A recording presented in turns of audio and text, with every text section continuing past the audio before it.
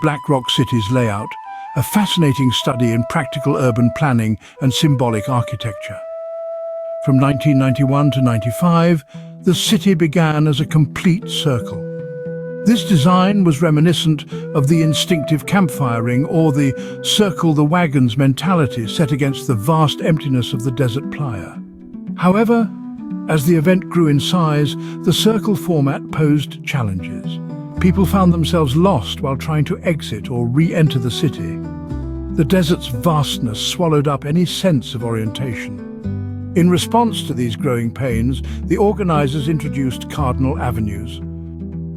Eventually, they opened the circle into an arc, forming the iconic C shape we know today. This new layout offered a clear view of the man from anywhere within the city, and it preserved a sacred zone called No Man's Land, a buffer between the city and the effigy. This C-shaped layout of Black Rock City is not merely a practical urban planning solution, it's a form of symbolic architecture. The city arcs around a central axis, with Center Camp forming the circular heart and the man standing at the focal point beyond the open expanse known as No Man's Land. This intentional gap between the city and the effigy mirrors ancient temple layouts, creating a ceremonial buffer. Participants move inward through this space during the burn, akin to a procession toward a mythical altar.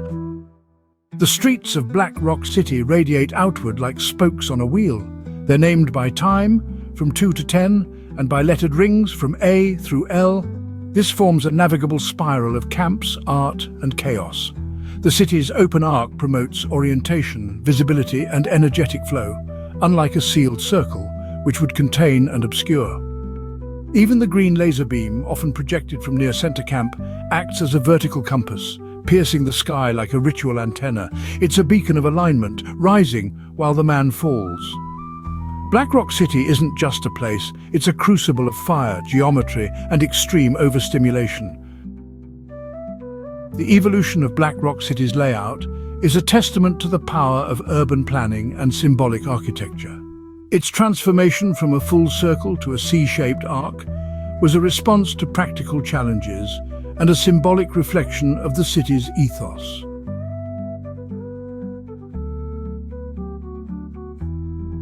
Is Burning Man for you? Since its migration to the Black Rock Desert in 1990, this event has carried a mythic weight, equal parts radical expression and ritual fire. Yet beneath the art and dust, a darker archive lurks. The deaths that punctuate its history. Each one, whether accidental, self-inflicted, or now, the latest, confirmed as homicide, adds a layer to the event's spiritual and symbolic terrain.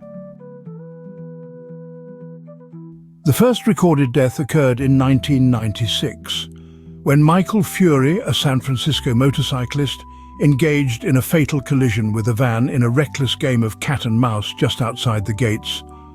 Co-founder John Law depicted it as an ego-fueled duel between frenemies, a ritualized clash of masculine archetypes. Fast forward to September 3rd, 2003.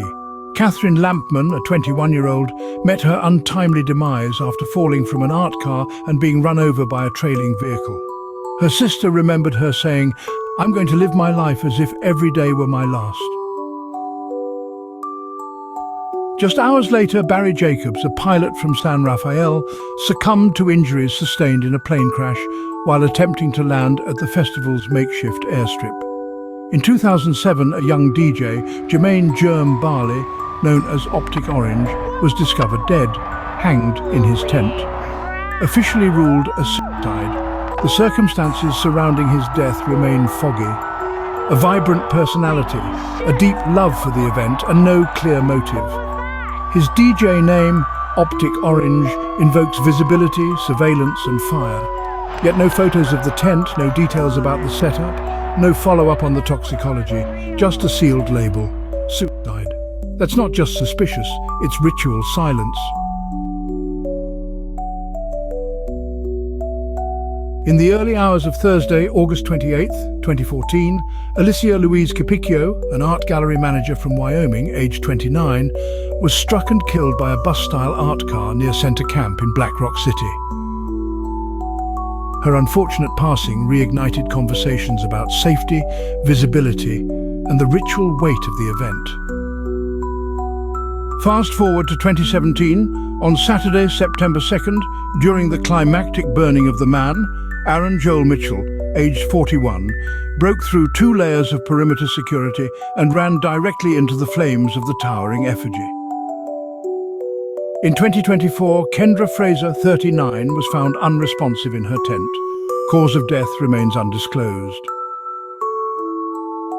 And now, in 2025, Vadim Kruglov, a 37-year-old Russian national, was found stabbed in a pool of blood, the first confirmed homicide in the event's history. The murder occurred just as the burn began.